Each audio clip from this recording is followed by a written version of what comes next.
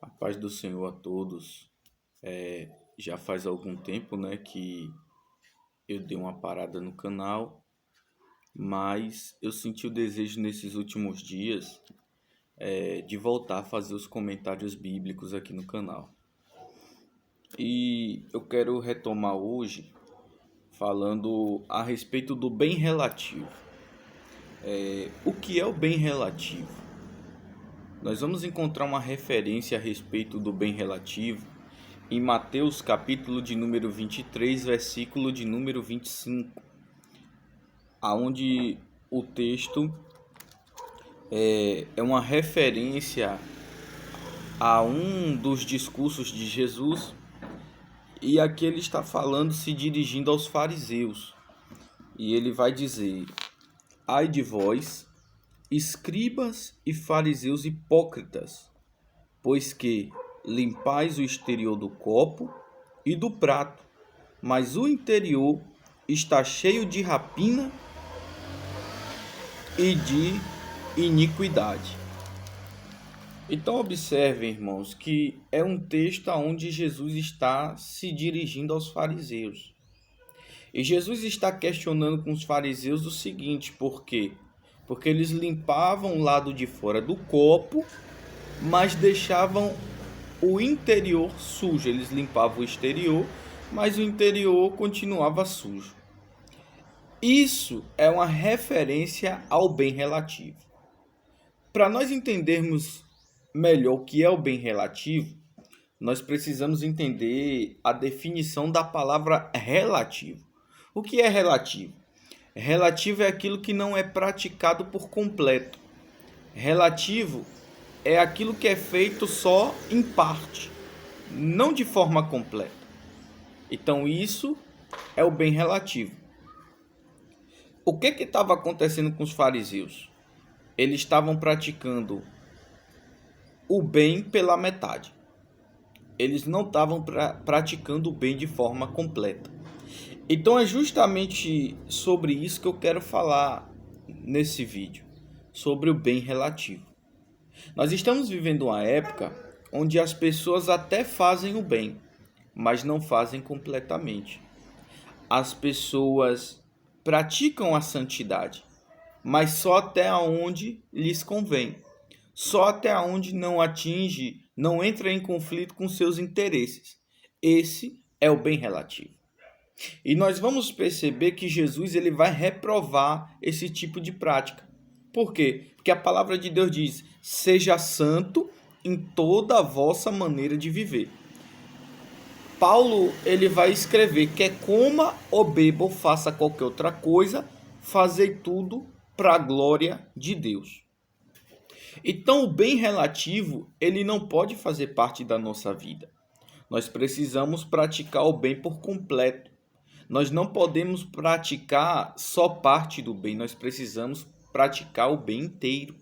Nós precisamos fazer tudo o que é correto. E nós estamos vivendo, como eu disse, uma época onde as pessoas, elas até fazem o bem, mas até onde não entra em conflito com seus interesses. Observem você que, interpretando um pouco aqui a respeito do texto, a primeira coisa que nós vamos ver Jesus falar para os fariseus é: ai de vós. A primeira expressão de Jesus aqui é ai de vós. Essa expressão ela vai ter duas conotações. Primeiro, vai se referir à insatisfação de Jesus em ver aquela situação. Quando Jesus fala ai de vós, é o oposto de bem-aventurado. Se você pegar ali em Mateus capítulo de número 5, você vai ver uma série de vezes em que Jesus vai se dirigir a alguns tipos de comportamentos que ele considera louvável, e ele vai dizer: bem-aventurados sois. Né? Bem-aventurado são os pobres de espírito, bem-aventurados são os mansos, bem-aventurados são os pacificadores. E daí por sequência Jesus ele vai dizendo que uma série de classes de pessoas, elas são bem-aventuradas.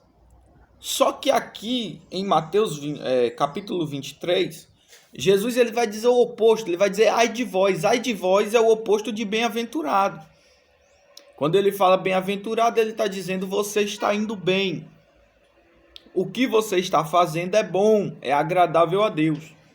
Mas quando ele fala ai de vós, aí é o contrário, ele está dizendo isso aí não está nada correto. Então, a respeito do bem relativo, do bem praticado pela metade, o que nós vamos entender aqui é que isso atrai a insatisfação de Cristo. Jesus não fica satisfeito quando alguém faz o bem pela metade. Observem que ele vai dizer aos fariseus, olha, vocês limpam o lado de fora do copo, mas o lado de dentro está sujo. Vocês limpam o exterior, mas o interior está sujo. Então Jesus está questionando justamente isso. Por quê? Porque eles estavam fazendo parte do bem, mas não o bem completamente. Tanto que na sequência Jesus vai dizer, olha, vocês limpam o exterior, mas limpam também o interior. Jesus não vai dizer que é errado você cuidar do lado de fora, daquilo que está aparente, daquilo que está visível. Mas aquilo que não é visível tem que ser cuidado também com a mesma dedicação que você cuida daquilo que é visível. Nós não podemos nos limitar a se guardar apenas do pecado escandaloso, daquilo que escandaliza, porque hoje o que nós estamos vendo é isso. Não, se escandaliza, eu não vou fazer, ou pelo menos não diante dos olhos das pessoas. Mas aquilo que não escandaliza, as pessoas estão praticando. Só que a questão é que a Bíblia diz que Deus, ele não vê como o homem vê. Às vezes o homem não se escandaliza com aquilo que você está fazendo. Por quê? Porque a natureza do homem é pecaminosa. Mas Deus no céu, ele pode não estar se agradando. Por exemplo, se a pessoa ingerir bebida alcoólica, o mundo não vai se escandalizar porque é uma prática comum. Mas é agradável a Deus esse tipo de prática? Eu vejo algumas pessoas dizendo assim, mas a Bíblia proíbe embriagar, não beber. Só que a questão é que Paulo vai dizer, não vos embriagueis com vinho em que há contenda. Então observe você que o apóstolo Paulo está dizendo que a contenda está no vinho, na bebida. Ele fala para não se embriagar e diz também que a contenda está na bebida. Se tem contenda na bebida, e contenda aí você precisa entender que a Bíblia às vezes ela se utiliza de linguagem simbólica, figurada, para que nós venhamos ter várias saídas, entrar em vários parâmetros do assunto. Quando a Bíblia se utiliza de linguagem figurada, é porque tem várias interpretações dentro do texto, certo? Então você vai observar que Paulo vai falar que há contenda no vinho. Quando ele fala de contenda, ele está dizendo de problema, males na bebida alcoólica. Então não convém. Então, essa questão do bem relativo, ela é reprovada por Jesus. Ele não se agrada desse tipo de comportamento. Deus, ele quer santificação por completo na nossa vida. Deus, ele quer uma pureza completa. Então, o que nós podemos entender aí é que esse ai de vós, em primeiro caráter, ele vai significar a reprovação do Senhor Jesus contra o bem feito pela metade, o bem relativo. O segundo parâmetro que nós podemos introduzir aí na interpretação dessa frase ai de vós é juízo de Deus. Primeiro, demonstra insatisfação. Bem-aventurado, satisfação. Ai de vós, insatisfação. Mas essa frase ai de vós também ela vai representar juízo de Deus. Por exemplo, lá em Apocalipse, João vai falar de 3 ais que vão acontecer na grande tribulação, que são juízos de Deus derramados sobre a humanidade, aonde virá muita dor, período de muita dor. Nós vamos ver o próprio Jesus também, né, dizer, ai de ti, Cafarnaum, ai de ti, Corazim, que te eleva até os céus e serás abatido até o inferno. Então, todas as vezes que nós vemos a palavra de Deus dizer, ai de vós, ai de ti, isso é sinal de juízo de Deus. É Deus que está dizendo ai de ti. Por quê? Porque ele vai exercer juízo contra aquele que está sendo alvo do ai de Deus. Por exemplo, quando o anjo lá em Apocalipse fala ai da grande Babilônia, né? Porque a palavra de Deus fala que juízos virão sobre a grande Babilônia. Muito sofrimento, muita problema vai vir sobre a grande Babilônia. Então esse ai de vós, ele vai representar justamente isso. Por quê? Porque Deus, ele vai executar juízo contra quem pratica o bem relativo. A pessoa que faz o bem só em parte, eu me guardo desse tipo de pecado, mas desse tipo de pecado não. Isso aqui eu não pratico, mas isso aqui não tem nada a ver. Então é o bem relativo. É o bem feito pela metade, é o bem feito só até onde me convém. E aí é onde está a palavra de Deus, vai dizer o quê? Ai de vós. Jesus está dizendo ai de vós, como eu disse aqui, para os fariseus que praticavam o bem pela metade. Eles não praticavam de forma completa. E aí Jesus vai censurar esse tipo de atitude e vai dizer ai de vós, ou seja, vocês vão encarar o juízo de Deus. Então uma coisa que nós precisamos entender aqui é que a pessoa que não pratica toda a justiça corretamente diante do Senhor, ela vai enfrentar o juízo de Deus. Então, o melhor para nós, irmãos, é que nós venhamos seguir toda a boa doutrina, toda a boa palavra do Senhor. É que nós venhamos obedecer, sermos fiéis à verdade. Nós estamos vivendo uma época onde o mundanismo, o pecado, as coisas malignas e carnais estão sendo introduzidas dentro do âmbito cristão, e isso aí não é agradável a Deus. A palavra de Deus fala para nós não sermos amigos do mundo. A palavra de Deus diz que um servo não pode servir a dois senhores. Ele vai agradar um e vai desagradar o outro. Então, se nós quisermos servir a Deus e ao mesmo tempo satisfazer os desejos da nossa carne, nós não vamos conseguir andar em comunhão com Deus. Porque a Bíblia diz que Deus odeia, detesta, abomina o pecado. Que o pecado é algo ruim, o pecado é algo destrutivo. O pecado destrói, acaba com a vida do ser humano. Então, logo depois que Jesus ele vai dizer, expressar a insatisfação dele e alertar que o juízo vai vir sobre essas pessoas, ele vai continuar dizendo o seguinte: escribas e fariseus hipócritas. 3 títulos aqui são utilizados. Primeiro, escriba. Segundo, fariseu. Terceiro, hipócrita. Os 2 primeiros está ligado a uma função, um título desenvolvido na antiga sociedade hebreia. Porque o que era um escriba? O escriba era a pessoa que fazia tradução da lei. O escriba era alguém que fazia a tradução do Antigo Testamento, da lei, do livro dos profetas. Ele copiava, na verdade, não traduzia, né? Porque ele não... eles também traduziam, porque às vezes eles tiravam do hebraico, que o Antigo Testamento ele vai ser escrito no hebraico e parte no aramaico.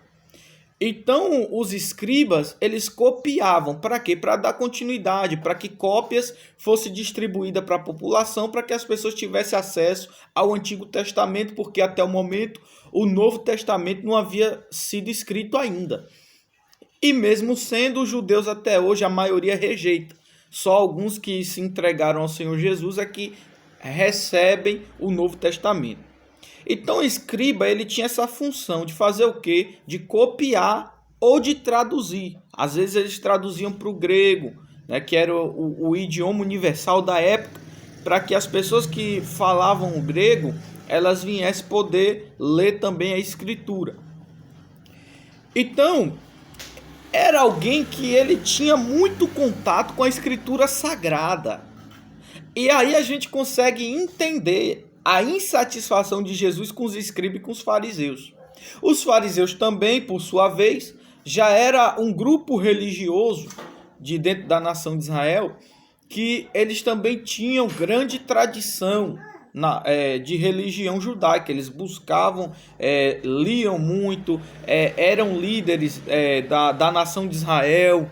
Muitos deles faziam parte do sacerdócio. Então eram homens que tinham contato com a escritura, eram homens ricos, eram homens que tinham um grande nível intelectual, estudavam, né, nas academias da época.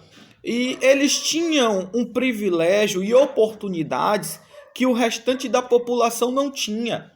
Então, quando você vê Jesus falando, ai de vós para esse tipo de pessoa, reprovando esse tipo de pessoa, você entende o porquê que Jesus está com a indignação tão grande contra eles. Por quê? Porque não eram pessoas leigas, não eram pessoas sem conhecimento, não eram pessoas pequenas, pessoas ignorantes, eram pessoas de uma grande envergadura intelectual.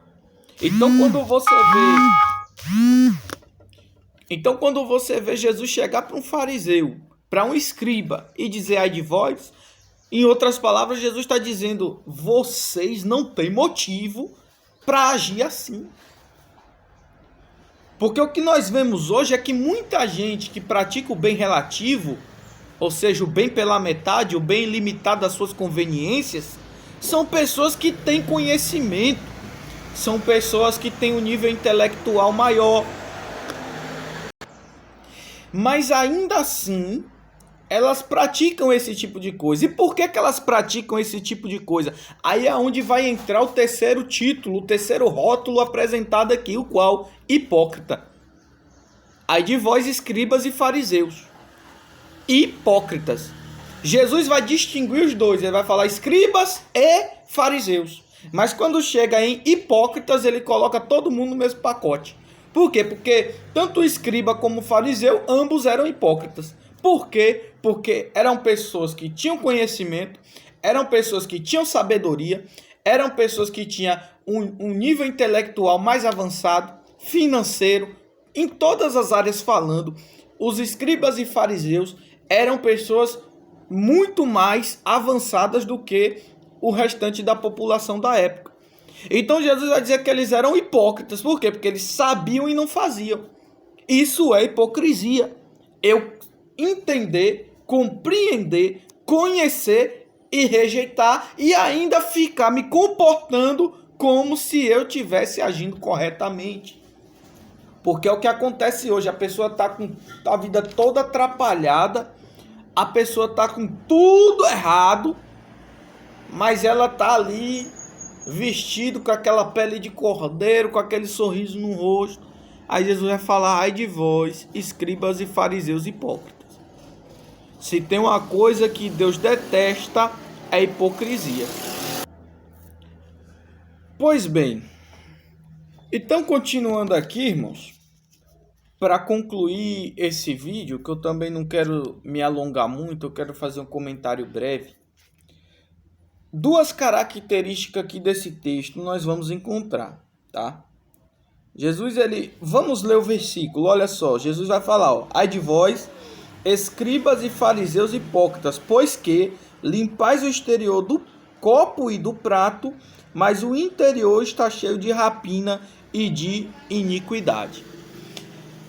A primeira coisa que nós devemos nos atentar aqui é que os fariseus eles estavam limpando o exterior do copo e do prato, como disse o Senhor Jesus. O que significa limpar apenas o exterior? Limpar apenas o exterior é você cuidar daquilo que não atinge os seus interesses. Por exemplo, eu deixar de comer tal coisa não me faz mal nenhum, então eu vou deixar. Mas se eu tiver que deixar de comer algo e aquilo afetar os meus interesses, aí então eu não vou deixar, eu vou continuar comendo. Isso nós podemos levar também para a área do suborno, né? Algumas pessoas, por exemplo, eu sou honesto até onde me atinge. Sou honesto até onde me prejudica. Se o meu bolso tem dinheiro, eu sou honesto. Agora, se não tem, eu vou ser desonesto. Porque é o que acontece com algumas pessoas, né? Se elas estiverem bem financeiramente, elas não fazem nada errado. Mas se eles não estiverem bem financeiramente, eles aceitam o suborno. Ah, mas eu estou precisando. Deixa eu te dizer uma coisa. Jesus, ele vai dizer que bem-aventurados somos nós quando nós sofrermos males por causa dele. Observe que o apóstolo Pedro, ele vai dizer justamente isso, que é agradável a Deus aqueles que sofrem por amor de uma boa consciência para com Deus. Tá? Eu citei o exemplo aqui da comida, mas foi só um exemplo. Claro que eu não acredito que, se bem que em certa parte tem coisas que a gente não pode comer, como por exemplo sangue, né? A gente não pode ingerir sangue. Mas eu citei aqui só como exemplo. Claro que eu não sou a favor dessa tese de que a gente pode comer um tipo de animal, alimento ou não, porque a palavra de Deus diz que Deus fez, toda criatura do Senhor é boa, e Ele fez para que nós venhamos comer dela e fazer ações de graça. Mas essa é a questão, é eu fazer o bem só até onde eu não sou afetado, até onde não me prejudica. Se me prejudicar, eu não faço. É onde eu vejo muita gente dizer, você defende que o cristão ele não pode reagir a um assalto porque você nunca foi assaltado. Não, a gente não pode viver o evangelho baseado nas minhas experiências pessoais. O evangelho é um caminho de renúncia. O evangelho eu tenho que deixar os meus interesses e fazer a vontade de Deus. Observa que o próprio Jesus, que é o Cristo, ele se submeteu à vontade do Pai. Ele está lá no jardim, se preparando para ser crucificado. Não lhe seria um momento agradável, por vários motivos, que eu não vou entrar aqui agora porque eu quero resumir o vídeo. E ele vai dizer, Pai, se for possível, aparta de mim esse cálice. Todavia, seja feita a tua vontade. Então o que Jesus vai dizer é o seguinte, que se fosse possível, Deus livrasse ele daquele momento, mas que todavia fosse feito o que Deus quisesse que fosse feito. Então Jesus se submeteu. Observe que Paulo vai falar que Cristo foi obediente até a morte, e morte de cruz. Paulo acrescenta morte de cruz, simbolizando todo o flagelo que Cristo enfrentou. Porque a cruz naquela época era um instrumento de humilhação e de escárnio. Era uma forma de dizer, esse homem é um ser da pior espécie, não presta para nada. A cruz era o ápice da humilhação de um preso pelo Império Romano. Era a forma deles dizer que eles tinham total desprezo por aquele tipo de pessoa. E Jesus passou toda essa humilhação. Jesus não obedeceu apenas aquilo que lhe era agradável. Jesus obedeceu o Pai quando o Pai mandou ele curar, mandou ele alimentar a multidão, multiplicar pães e peixes, mandou ele expulsar demônios. Eram coisas que faziam com que as pessoas elas admirassem a Jesus, e ele obedeceu. Só que quando ele entrou para a parte de ser afligido, ele continuou obedecendo da mesma forma. Quando ele foi chamado de endemoniado, samaritano, impuro, filho de prostituição, falso profeta, todas essas coisas ele enfrentou e ele passou da mesma forma que ele passou os momentos bons. E aí a palavra de Deus vai dizer, olha, que habite em vós o mesmo sentimento que houve em Cristo Jesus. O próprio Jesus ele vai dizer, não é o servo maior do que o seu senhor, nem o discípulo maior do que o seu mestre. Basta ao servo ser como seu senhor e ao discípulo ser como seu mestre. Ele vai falar, aprendei de mim. Então nós temos que seguir o exemplo de Cristo. Qual é o exemplo que Cristo nos deu? De não ser hipócrita, de não praticar o bem pela metade, de não praticar o bem só quando a minha integridade não está em jogo. Jesus, por amor à humanidade, ele abriu mão dos seus interesses.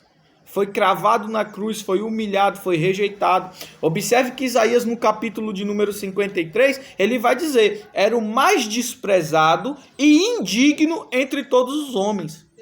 Homem de dores, experimentado no trabalho. olhando nós para ele, não havia nada que fizesse com que nós o desejássemos, e nós não fizemos dele caso algum. Verdadeiramente, ele tomou sobre si as nossas dores. O castigo que nos traz a paz estava sobre ele. Então observa que Cristo ele vai obedecer ao Pai. Ele vai obedecer ao Pai não só naquilo que era agradável a ele, mas até mesmo naquilo que lhe trazia aflição.